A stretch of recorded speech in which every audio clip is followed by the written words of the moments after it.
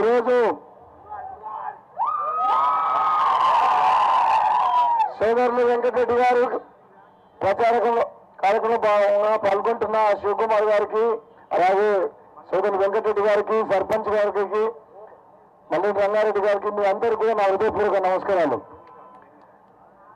భీమిరెడ్డి గారికి, రామరెడ్డి గారికి, అలాగే లక్ష్మీరెడ్డి గారికి, అందరికీ చాలా మంది మీ అందరికీ పేరు పేరున నమస్కారాలు.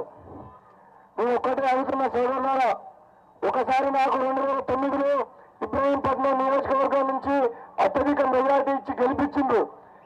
అది జీవితాంతం మీకు నేను రుణపడి ఉంటా.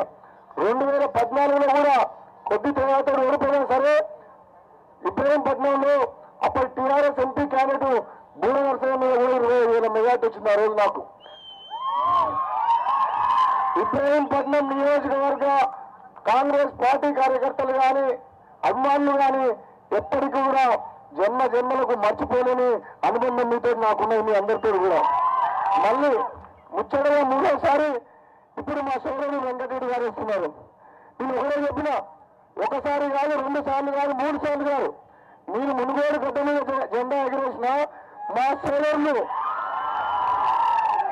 మా సోదరులు కోమటిరెడ్డి వెంకటరెడ్డి గారు, మల్రెడ్డి రంగారెడ్డి గారి సహకారంతో, మీ అందరి అభిమానుల ఆశీస్సులతోటి భువనగిరి గడ్డ మీద కాంగ్రెస్ జెండా ఎగరాలని చెప్పేసి కేసీఆర్ ఏమనుకున్నా అంటే, ఇక వెంకటరెడ్డి అయిపోయింది, 100 కోట్లు పెట్టి నల్గొండలో ఓడగొట్టినా ఇక చాప్టర్ క్లోజ్ అనుకుండు.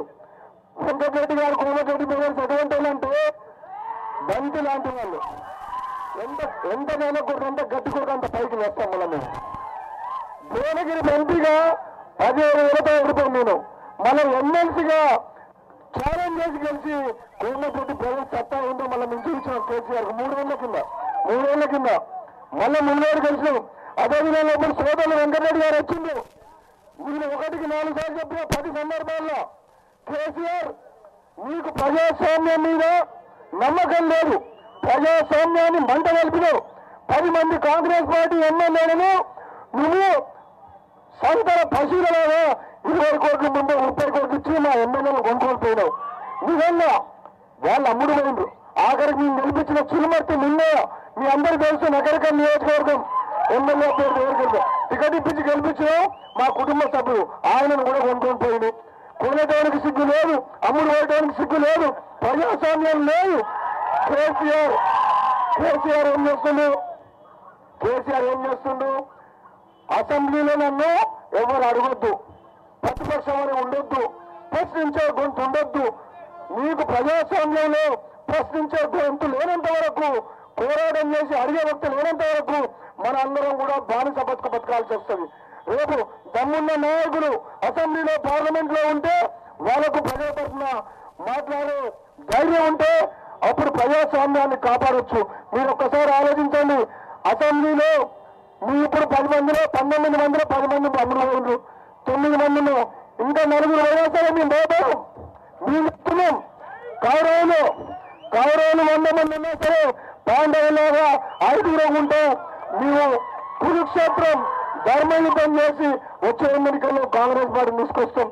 లాస్ట్ గా మీకు ఒకటే పాయింట్ చెప్తున్నా. భువనగిరి పార్లమెంటు కేసీఆర్ ని, కేటీఆర్ ని 10 సార్లు అడిగినా, దమ్ముందా, ధైర్యం ఉందా?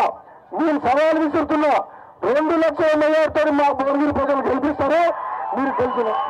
మీ దగ్గర అధికారం ఉంది, 1000 కోట్లు ఖర్చు పెట్టుకో. కేసీఆర్, కేటీఆర్ మేము గెలిపించిన ఎమ్మెల్యేలని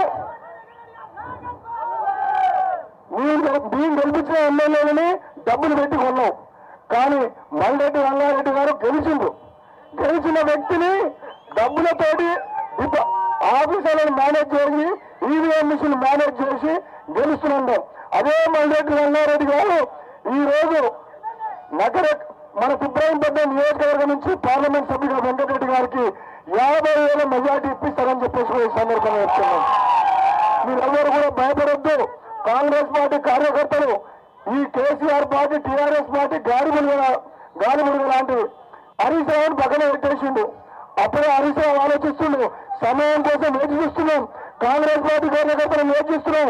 ఎప్పుడో ఒకసారి టైం వచ్చినప్పుడు కేసీఆర్ కొంత కూలుస్తాం గద్ద కూస్తామని చెప్పేసి మేము చెప్తున్నాం మీ అందరూ కూడా. భయపడాల్సిన అవసరం లేదు. రాబోయే రోజుల్లో కోమటిరెడ్డి వెంకటరెడ్డి గారు మీ అందరి ఆశీస్సులతో ఎంపీగా గెలిస్తే మన కాంగ్రెస్ పార్టీ అధికారంలోకి వస్తుంది. రాహుల్ గాంధీ ప్రధానమంత్రి కేబినెట్ మంత్రిగా మనం మీకు ప్రవేశించవలసిన చెప్పేసి చెప్తున్నాం. కేబినెట్ మంత్రిగా మనం ఇదే ఇంజాపూర్ చౌరస్తలో కోమటిరెడ్డి తుర్కేంజార్ చౌరస్తలో మన కోమటిరెడ్డి వెంకటరెడ్డి గారిని కేంద్ర మంత్రిగా మనం తీసుకోవాల్సిన బాధ్యత ఉంది.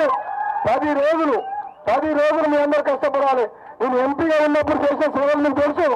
గ్రామంలో పోతే ఒక లైట్ అంతా కూడా ఇచ్చేది, సీసీ రోడ్ ఇచ్చేది, మంచినీళ్ళు కావాలని చేసేది. ఒక ఎమ్మెల్యే గారు ఒక సర్పంచ్ లెవెల్ రంగారెడ్డి గారు అందరికీ తెలిసి ఇక్కడ ఉన్న వాళ్ళందరికీ కూడా కోమటిరెడ్డి బ్రదర్స్ అంటే తెలంగాణలో కాంగ్రెస్ పార్టీకి ఊపిరి. ఎప్పటికైనా వీళ్ళ నాయకత్వంలో కాంగ్రెస్ పార్టీ వస్తుందని చెప్పి తెలంగాణ సమాజం నమ్ముతుంది. కాబట్టి రాబోయే రోజుల్లో కేసీఆర్ కుటుంబాన్ని గద్దరించి అధికారంలోని కాంగ్రెస్ పార్టీ తీసుకొచ్చే బాధ్యత మా మీద ఉంది. కాబట్టి మాకు అండగా ఉండాలని చెప్పి తెలియజేస్తూ సెలవు తీసుకుంటున్నాను. కాంగ్రెస్ పార్టీ అందరు చేయలేదండి. కాంగ్రెస్ పార్టీ రాహుల్ గాంధీ గారి నాయకత్వం చెయ్యి గుర్తుకే